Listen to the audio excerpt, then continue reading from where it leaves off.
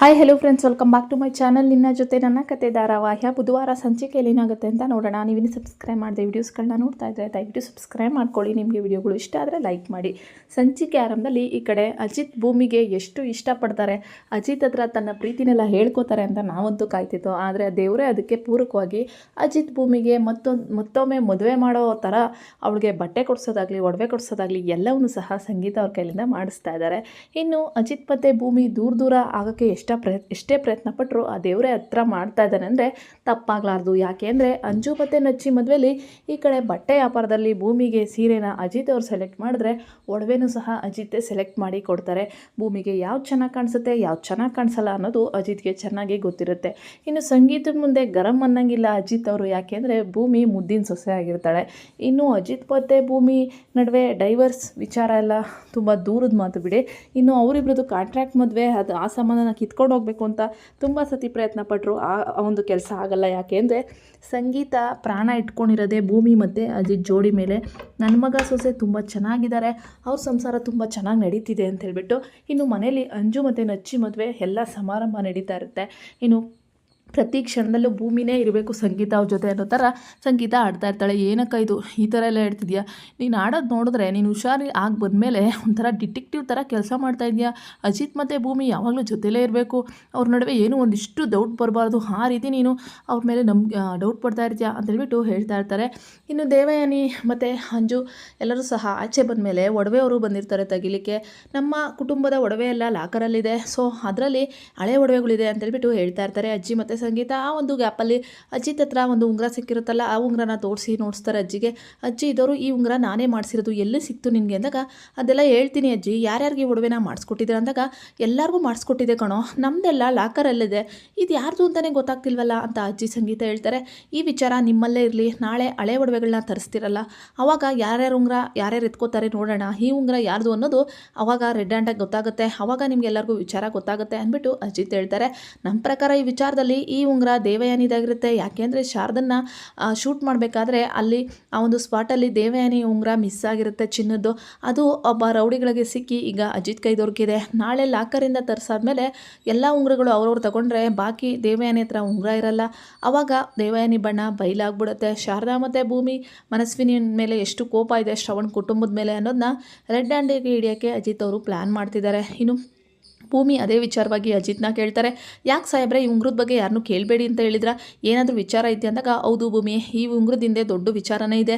ಈ ಉಂಗುರ ಸಿಕ್ಕಿದ ಜಾಗದಲ್ಲಿ ನಮ್ಮ ಮನಸ್ವಿನಿ ಮತ್ತು ಶಾರದಾತೆ ಕಳೆದೋಗಿದ್ದು ಮತ್ತು ಶಾರದಾತೆಗೆ ಶೂಟ್ ಮಾಡಿರುವಂಥದ್ದು ಅದೇ ಜಾಗದಲ್ಲಿ ಈ ಉಂಗುರ ಸಿಕ್ಕಿರೋದು. ಈ ಉಂಗುರ ಯಾರ್ದು ಅಂತ ಗೊತ್ತಾದರೆ ಆ ಕ್ರಿಮಿನಲ್ ಯಾರು ಅನ್ನೋದು ಗೊತ್ತಾಗುತ್ತೆ. ಅಷ್ಟರಲ್ಲಿ ನೀನು ಯಾರ ಹತ್ರನೂ ಇದನ್ನು ಹೇಳಕ್ಕೆ ಹೋಗ್ಬೇಡ, ನಿನಗೆ ಯಾರಾದರೂ ಅಮ್ಮ ಮಗಳೇ ಅಂದರೆ ಸಾಕು ಎಲ್ಲರ ಹತ್ರ ವಿಚಾರನ ಬಾಯ್ಬಿಟ್ಬಿಡ್ತೀಯಾ ಅಂದ್ಬಿಟ್ಟು ಅಜಿತ್ ಹೇಳ್ತಾರೆ.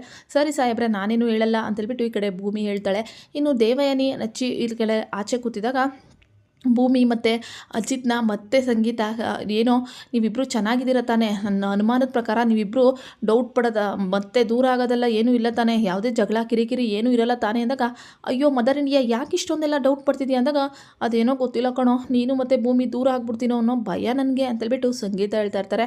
ಅಕ್ಕ ಈ ನಡುವೆ ಯಾಕೆ ಈ ರೀತಿ ಇದು ಮಾಡ್ತಾ ಇದ್ದೆ ಅಂದಾಗ ಅಜಿತ್ ಮತ್ತು ಭೂಮಿ ಒಂದೊಂದು ಮಾತನ್ನು ಸಂಗೀತ ಕಂಡುಹಿಡಿತಾ ಇರ್ತಾರೆ. ಈ ಕಡೆ ಚಿನ್ನ ನೋಡು, ಅಮ್ಮಂಗೆ ಎಷ್ಟೊಂದು ಬೇಜಾರಾಗಿದೆ, ನಿನಗೆ ಈ ಹಳೆ ಕಾಲ ಡಿಸೈನ್ ಹಾಕಿದ್ರೇ ತುಂಬ ಚೆನ್ನಾಗಿ ಕಾಣಿಸುತ್ತೆ ಅಂತ ಹೇಳ್ಬಿಟ್ಟು ಒಂದು ನೆಕ್ಲೆಸ್ನ ಹಾಕ್ತಾರೆ. ಅವಾಗ ಇಬ್ಬರು ಕಣ್ಣ ನೋಡ್ಕೊತಾ ಇರ್ತಾರೆ. ಇದನ್ನು ನೋಡಿ ಸಂಗೀತಂಗೆ ತುಂಬಾ ಖುಷಿ ಆಗುತ್ತೆ. ಸಾಕು ರೊಮ್ಯಾನ್ಸ್ ಇಲ್ಲೇ ಸ್ಟಾರ್ಟ್ ಮಾಡಬೇಡಿ, ಇದೇ ರೀತಿ ಇದ್ದರೆ ನಂಗೆ ಎಷ್ಟು ಖುಷಿ ಆಗುತ್ತೆ ಗೊತ್ತಾ ಅಂದ್ಬಿಟ್ಟು ಸಂಗೀತ ಹೇಳ್ತಾ ಇರ್ತಾರೆ.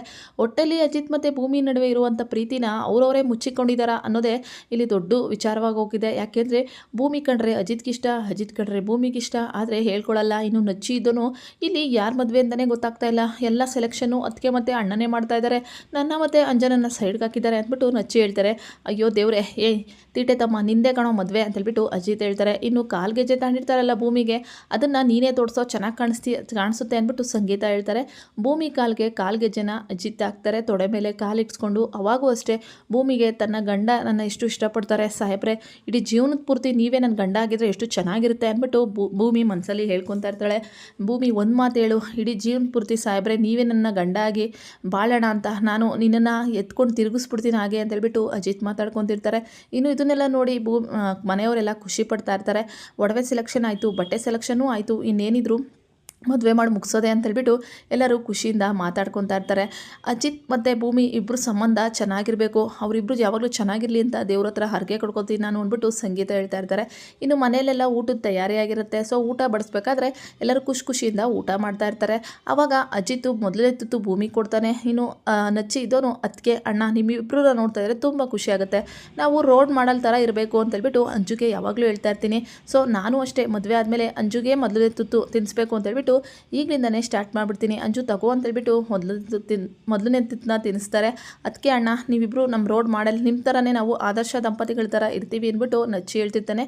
ಭೂಮಿ ಸಡನ್ನಾಗಿದ್ದವಳು, ಅಯ್ಯೋ ನಚ್ಚಿ ನಿಂಗೆ ಬುದ್ಧಿ ಇಲ್ವಾ, ನಮ್ಮ ರೀತಿ ನೀವು ಇರ್ಲಕ್ಕೆ ಹೋಗಬೇಡಿ, ನೀವಿಬ್ಬರು ಚೆನ್ನಾಗಿರಿ ಗಂಡ ಹೆಂಡ್ತಿ ಥರ ಅಂತೇಳ್ಬಿಟ್ಟು ನಮ್ಮ ಥರ ಇರೋಕ್ಕೆ ಹೋಗಬೇಡಿ ಅಂತೇಳಿ ಒಂದು ಪದ ಹೇಳ್ಬಿಡ್ತಾಳೆ. ಅದನ್ನು ಕೇಳಿಸ್ಕೊತಿದ್ದಂಗೆ ಸಂಗೀತಂಗೆ ಈ ಭೂಮಿ ಏನು ಮಾತಾಡ್ತಿದ್ದಾಳೆ, ಅದಕ್ಕೆ ತಾನೇ ನಂಗೆ ಅನುಮಾನ ಜಾಸ್ತಿ ಆಗ್ತಾ ಇರೋದು. ಅಲ್ಲ ಕಣೋ ನಿಮ್ಮ ಥರ ಇರಬಾರ್ದು ಅಂದರೆ ಯಾಕೆ ಇರಬಾರ್ದು, ನೀವಿಬ್ಬರು ಗಂಡ ಹೆಂಡ್ತಿ ಅಲ್ವಾ, ನೀವಿಬ್ಬರು ಆದರ್ಶ ದಂಪತಿಗಳಲ್ವಾ ಅಂತೇಳ್ಬಿಟ್ಟು ಸಂಗೀತ ಕೇಳ್ತಾರೆ. ಅದು ಹಂಗಲ್ಲ ಅತ್ತೆ ಅಂದಾಗ, ಇನ್ನೆಂಗೆ ಭೂಮಿ ಪ್ರತಿ ಕ್ಷಣನೂ ಬರೀ ಅನುಮಾನನೇ ನನಗೆ ಸೃಷ್ಟಿ ಮಾಡ್ತಾ ಇದ್ದೀರಲ್ಲ, ಯಾಕೆ ನನಗೆ ಈ ಥರ ಒತ್ತಡ ಆಗ್ತಾ ಇದೆಯಾ ಭೂಮಿ, ನೀನು ಅಜಿತ್ ಹೆಂಡ್ತಿ, ಅಜಿತ್ ನಿನ್ನ ಗಂಡ ಅಂತೇಳ್ಬಿಟ್ಟು ಟೆನ್ಷನ್ ತೊಗೊಬಿಡ್ತಾರೆ. ಸಂಗೀತ ತೊಗೊಂಡು ತಲೆ ಸುತ್ತ ಬಂದ್ಬಿಡುತ್ತೆ. ಇನ್ನು ಈ ಕಡೆ ಅವ್ರ ಯಜಮಾನರು ಸಂಗೀತ ಏನಾಯಿತು ಅಂತೇಳ್ಬಿಟ್ಟು ರಾಮ್ ಎದ್ದು ಬರ್ತಾರೆ.